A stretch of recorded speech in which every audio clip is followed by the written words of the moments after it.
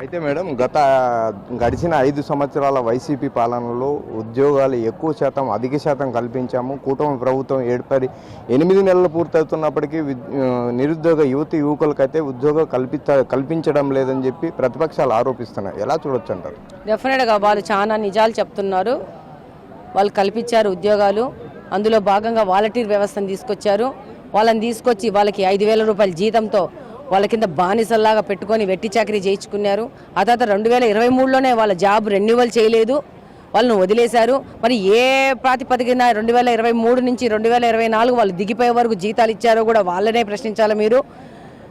ఇది ఒక మోసపూరితమైన ప్రభుత్వం, పాత ప్రభుత్వం. ఒక డిఎస్సిని కూడా వాళ్ళు పెట్టలేదు. ఎంతమంది దీంట్లో ఇబ్బంది పడ్డారో ఇప్పుడు ఉన్న నిరుద్యోగ యువతను అడిగితే చెప్తారు. కాబట్టి ఉత్త పిచ్చి మాటలు, పిచ్చి కథలు మాట్లాడడం మానేసేసి కనీసం ఇప్పటికన్నా ఆంధ్రప్రదేశ్ ఒక ప్రగతి బాటలో ముందుకు పోతోంది. దానికి ప్రతి ఒక్కరు సహకరించాల్సిన అవసరం ఉంది.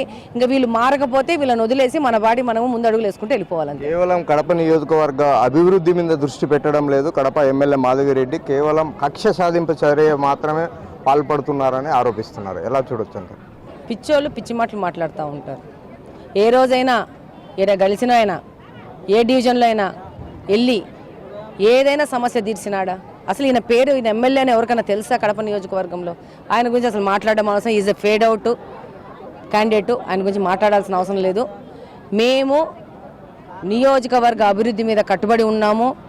ఎవరు ఆస్తులు, ప్రభుత్వ ఆస్తులు, కార్పొరేషన్ ఆస్తులు కబ్జా చేసుకున్నారో వాళ్ళ కబ్జా నుంచి తీసుకురావడం అయితే 100% జరుగుతుంది. అది కక్ష అనుకో, ఇంకోటి అనుకో, డెవలప్మెంట్ అనుకో, బ్రహ్మాండంగా కడపను తీర్చిదిద్దుతున్నారనుకో, ఏమన్నా అనుకో, మీ కమెంట్స్, మీ యొక్క రివ్యూలు అవసరం లేదు. We are committed for Kadapa development. Kadapa development ఎలా అవుతాలో అలా చేస్తాము డెఫినెట్గా. అలాగనే ఈ ప్రభుత్వ ఆస్తులు ఈ 10 సంవత్సరాల నుంచి కుర్చీలలో కూర్చున్న పెద్ద మనుషులు కబ్జాలు చేసి అలా కబ్జాలలోంచి బయటికి తీసుకొచ్చి ప్రజలకు ఉపయోగపడే విధంగా ఆ ఆస్తులను కానీ వాటిని కానీ తీసుకురావడం జరుగుతుంది. అంతే.